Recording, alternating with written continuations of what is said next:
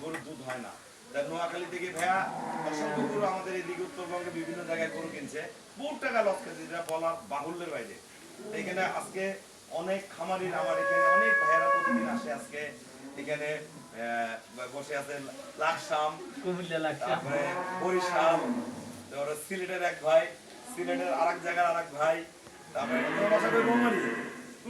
কুড়িগ্রামের ভাইয়া, তারপরে আরেক ভাইয়া আছে ওনারা গেল রাজশাহী, আরেক ভাইয়া গেল আপনার ব্রাহ্মণবাড়িয়া, আরেক ভাইয়া কোথায় গেল? সুনামগঞ্জ। হ্যাঁ, আরেক সুনামগঞ্জ। তা আমরা এই ভাইয়ের সাথে কথা বলি।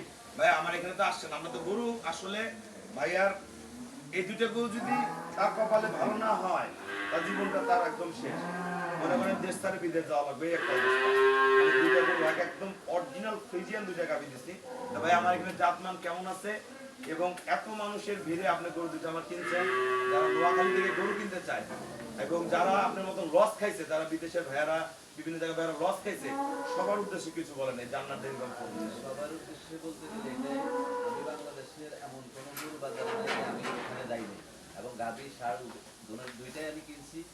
কেনার পরে আমি সর্বশেষ জান্নাত ডেইরি ফার্ম থেকে আমার গরু পালনের খামারের শখে শেষ ঠিকানা হিসাবে আমি আসছি, যে এখান থেকে গরু কেনার পরে যদি আমি খামারে না টিকতে পারি তাহলে আমি আর খামার করবো না, আমি খামার করে ওই উদ্দেশ্যে আমি এখানে আসার পরে আমি অসংখ্য গরু দেখছি।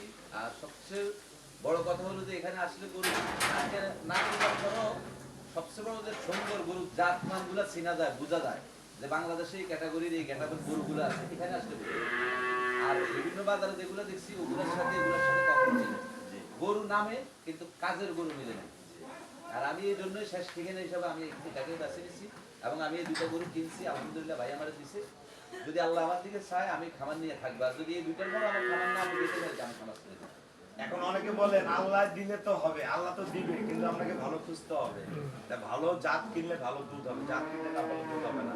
ভাই কিন্তু গাভীর ম্যানেজমেন্ট বুঝে, গাড়ি কিভাবে খাওয়াইতে হয়, কিভাবে দোয়াইতে হয়, কি করতে হয় সব বুঝে। কিন্তু মানে বাংলাদেশে এই গাভী সেক্টরে অসাধু ব্যবসায়ীরা অনেক এমন এমন কথাবার্তা বলে যেগুলা শুনে মানুষ গরু কিনে।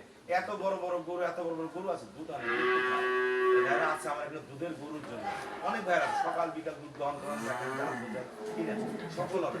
গরুর চেনার কিছু নিয়ম আছে, আমি কয়েকটা জিনিস দেখাই দেই। ভালো এই যে ভালো গাভীর সাথে ভালো বাচ্চা, বাচ্চার হিসাব বাদই দিলাম।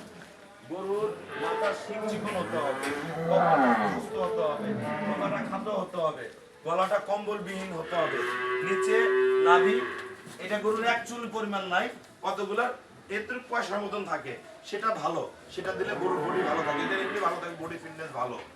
গরু এখানে ভি শেপ হতে হবে, পাছাটা উঁচু হতে হবে, লেজাটা ছোট হতে হবে, কোলানটা টিস্যু হতে হবে, পায়ের দাঁড়ানোর স্টাইল ভালো হইতে হবে, পায়ের শেপটা এরকম হইতে হবে। আপনার প্রতিটা জিনিস দেখতে হবে, এখান থেকে এখানে হাড়ের দূরত্ব মিলাইতে হবে। দুইটা গরু হয়ে গেছে, অনেক জায়গায় লস খাইছে। এই যে প্রতি দুইটা গরুর বৈশিষ্ট্য দেখেন, এই যে লেজাটা দেখেন ছোট, প্রস্রাবের দাঁড় থেকে উলানটা দেখেন, দাঁড়ানোর স্টাইল দেখেন, এর এখান থেকে ভি শেপটা দেখেন, এদিকে যাও, ভি শেপ দেখেন, গরুটার নিচে পার্সেন্টেজ দেখেন, এটার কোনো মিল নাই, কোনো পাটিয়া নাই, মিক্সচার নাই, খুরাগুলা ঘোরা ঘুরোতে হবে, গলায় একদম কম্বলবিহীন, কপাল প্রশস্ত, শিং অরিজিনাল দুধের হতে হবে। আর কি বুঝাবো, আর বুঝানোর শেষ নাই। এই বুঝানোর কারণে সারা বাংলাদেশের লোক অনেকে আমার উপর রাগ। তা হোক, আল্লাহ দিলে সবাই সফল হন, ভালো খামারি হন। আমরা গরু দিকে একটু হাঁটায় দেখাবো।